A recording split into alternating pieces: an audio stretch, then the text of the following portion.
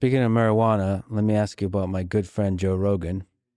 So you had a bit of tension with him. So when he said nice things about RFK Jr., I think you've said some not so nice things about Joe, and I think that was a bit unfair. And as a fan of Joe, I would love to see you do his podcast because he is legit the greatest conversationalist in the world. So what's the story behind the tension? I don't think Glaze. there was any tension, and I've always liked him, but I don't know him. I mean, I only see him when I walk into the arena with Dana, and I shake his hand. I see him there, and I think he's good at what he does, but I don't know about doing his podcast. I mean, I guess I'd do it, but I haven't been asked, and I'm not asking them, you know. I'm not asking anybody. The Joe Rogan post is an example. I would love to get your psychology about behind. It's kind of crazy that he just fucking said, like, he's being called, they're mad at him for, Lex Fridman is like, the first time he's actually had like any kind of division, any kind of like contentious adversarial journalism that Lex Fridman is presenting here is because Trump has not sufficiently dick rode Joe Rogan. That's awesome. Are you sometimes being intentionally provocative, or are you just speaking your mind? And are there times where you regret some of the truths you've posted? Yeah, I do. I mean, but not that often, honestly. You know, I do a lot of reposting. The ones you get in trouble with are the reposts because you find down deep they're into some group that he's talking about QAnon. You're not supposed to be reposting. You don't even know if those groups are good, bad, or indifferent. But the reposts are the ones. How much you want to bet his staffers were like, dude, what the fuck are you doing? Don't read truth and repost like QAnon supporters. Like, that's a bad look, sir. We're trying to present you as a moderate, sir. You're running a general election, sir. The country seems more divided than ever. Yeah. What can you do to help alleviate some of that division? Well, you can get rid of these two people. They're terrible. They're terrible. You don't want to have them running this country. They're not equipped to run it. Joe, it's a disaster, okay? And Kamala, I think she'll end up being worse than him. From my personal opinion, I think you are at your best when you're talking about a positive vision of the future versus criticizing the other side. Yeah, I think you have to criticize, though. I think they're nasty. Like she lied on McDonald's. She said that that she worked at McDonald's. It's not a big lie, but it's a big lie. It's so. He's awesome. Lex is like, hey, maybe you shouldn't be so contentious. How do you fix the country's divisiveness? He's like, they're suckers. I hate them. We fix it by voting for me. Kamala Harris never worked at McDonald's. It's like, what are you saying? 2 days ago, I went to Arlington at the request of people that lost their children. There'll always be children to those people. You understand that. That's not politically incorrect thing to say. The mother comes up, I lost my child. But, you know, the child is a soldier. And lost the child because of Biden and because of Kamala. It was a true disaster. And they asked me if I'd come and celebrate with them. They said, we're going to have a reunion, our 3-year reunion. Would you be able to come? And it was very hard for me to do it logistically, but I said, I'll get it done. I didn't run away. I didn't just walk in, shake hands, and walk out like people do. And I wasn't looking at my watch like Joe Biden does. And it was amazing. So I did it for them. I didn't do it for me. I don't need the publicity. You literally are using them as a campaign ad. And you shot a TikTok. You made them throw the thumbs up and smile on the grave of the dude who fucking died. That's so sick. He's so goated, dude. He is such a fucking demon. And honestly, his supporters do deserve him. It's what he would have wanted. Oh, absolutely. It's not even a joke. He probably would have wanted that shit. Yeah. Yeah, next to the guy who fucking killed himself, by the way. His marked grave perfectly visible in the thumbs up photo. I get a call that the Biden administration with Kamala is accusing me of using Arlington for publicity. I was in use just the opposite. Just the opposite. And Okay, but like you shot a TikTok. Like you literally did. You went there specifically because you wanted to use the Gold Star family of fucking hogs to be like, yeah, Brandon pulled out of Afghanistan incorrectly. That's why my son died. Like, fuck the commander in chief, whatever, right? Like, they might be hogs who consented to it, but like, you can't fucking lie. Everybody else knows what the fuck's going on. It's one of the funniest things, dude. I love it personally. I don't give a shit. Like, I cannot stress this enough. One of the coolest things that Donald Trump ever said when he was running for president in 2016 was when he said he likes his heroes not to be captured by the Viet Cong. Okay. When referencing John McCain, it is one of the coolest things that anyone ever running for president has ever said.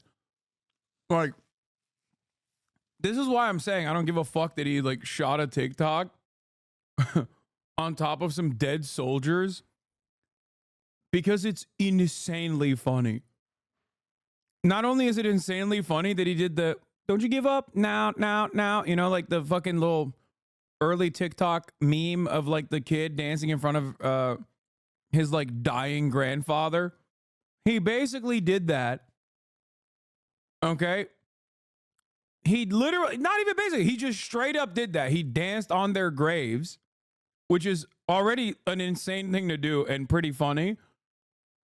And people will not be upset at him for it at all. Yeah. Don't you give up, nah, nah, nah. I won't give up, nah, nah, nah. Let me love you. If Kamala did the same, you know, his dick riding voters would call her a traitor. Yeah, 100%. Except Kamala Harris does not have that level of riz. Okay? Kamala Harris would never do one of these TikToks. Okay? In the way that Donald Trump was able to, execute one of them. Let me love you. Don't you give up, nah, nah, nah. I won't give up, nah. So good. On the previous thing, in the spirit of unity, you used to be a Democrat.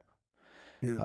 Setting the politicians aside, what do you respect most about people who lean left, who are Democrats themselves or of that persuasion, progressives, liberals, and so on? Well, look, I respect the fact that everybody's in there. And, you know, to a certain extent, life is what you do while you're waiting to die. So you might as well do a good job. I think in Okay. Okay, Trump. I mean, I don't hate that line. Everyone is throwing up question marks just because it's Donald Trump saying it, but like, he kind of fucking popped off, dude. That was a little bit of a bar. That was his like coconut moment. if we don't win this election, the election coming up on November 5th is the most important election this country's had. Oh, bro, this is loser speak. I don't know what happened, but somewhere around like post 2020, the Republicans started behaving like Democrats. Okay. Right there. Like that's a Democrat bar, dude. He's like one step removed from vote shaming. Yeah, and them started behaving like Republicans, but like not the good behavior that Republicans demonstrate, as in like wanting to win and standing on business and actually consistently calling the opposite side pedophile monsters, you know? I wish they would do that. But they only adopted the fucking Republican policies. That doesn't think that Kamala is a communist. Well, she's a Marxist. her father's a Marxist. That's right. And she's It's a advocating little for unusual, you know. she's advocating for some policies Why is that that? are towards the direction of democratic socialism, let's say. But there's a lot of people that kind of know the way government works, and they say, well, none of those policies are. What policies has Kamala Harris put forward that is aligned with any kind of democratic socialism, dude? These people have fucking brainworms. Also, Donald Trump made it seem like Marxism is a genetically inherited trait. Like, well, her father is a Marxist. That's a little unusual. That's never going to come to reality. It could come to reality. Look, I mean, she came out with price control. It's been tried like 121 different times at different places over the years, and it's never worked once. It leads to communism. It leads to socialism. It leads to having no food on the shelves. Richard Nixon. And it leads to tremendous inflation. Richard Nixon normalized relations with China, okay? Recognizing China as like actual China, price controls. That's it. He is a secret Maoist. Secret Maoist Richard Nixon. He did that.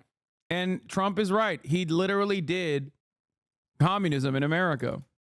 Whenever we use terms like communism for And her, the EPA. and I don't know if you know this, but some people call you a fascist. Yeah, they do. So I figure it's all right to call them a communist. Yeah, they call me a lot worse than I call them. They do indeed. Wait, It's what? just sometimes It's interesting, though. Wait.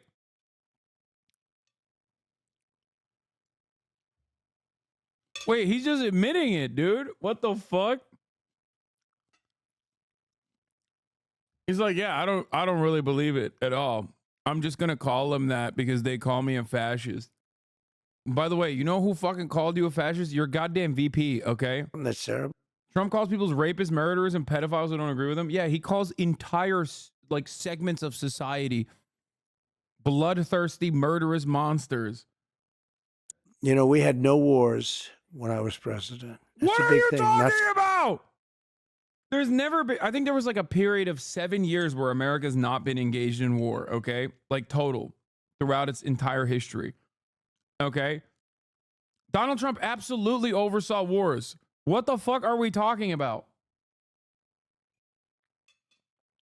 What war did he end? Like,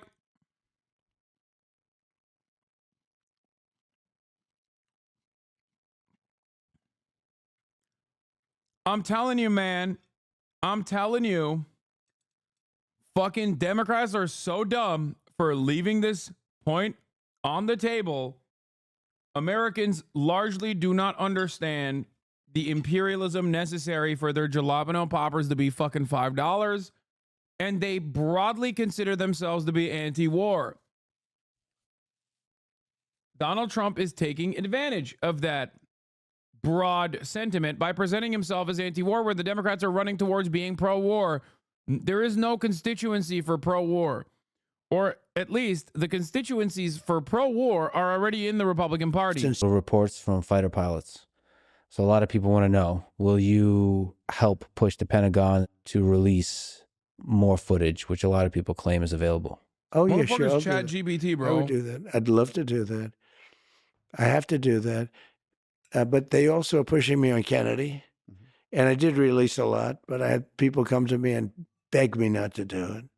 But I'll be doing that very early on. But I would do that. There's a moment. Okay, come on. Why didn't you? You ran. You literally went on the Alex Jones InfoWars broadcast before winning the presidency, which, by the way, that's what he did. For those of you who forget, Donald Trump went on InfoWars. Okay, he did this exact same fucking push last time around in 2020. He didn't do it in he didn't do it in 2020. He did it in 2016 and he won. He went on InfoWars. Now, he also he also kept running on the narrative, the promise, the false promise that he would release the 9/11, like all the 9/11 documents. And he didn't do that shit at all. He's a fucking liar. Where you had some hesitation about Epstein, releasing some of the documents on Epstein. Why the hesitation? I don't think I mean, I'm not involved. I never went to his island, fortunately. But a lot of people did. Why do you think so many smart, powerful people allowed him to get so close? He was a good salesman. He was, you know. Say it, bitch. You were the president. You know what happened. You were the president. You presided over his assassination.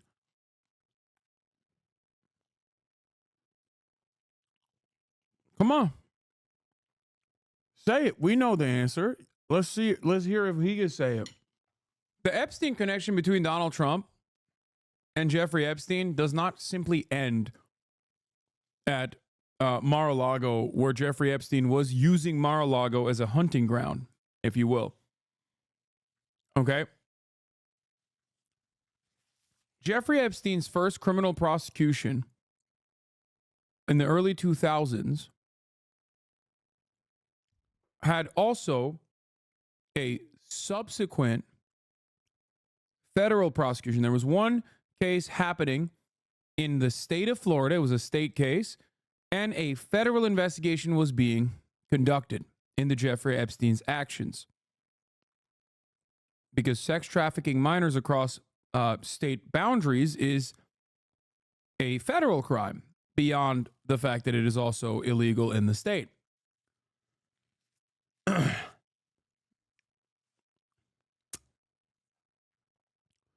There was a prosecutor in the state of Florida that famously gave Jeffrey Epstein a sweetheart bargain, an unimaginable sweetheart bargain.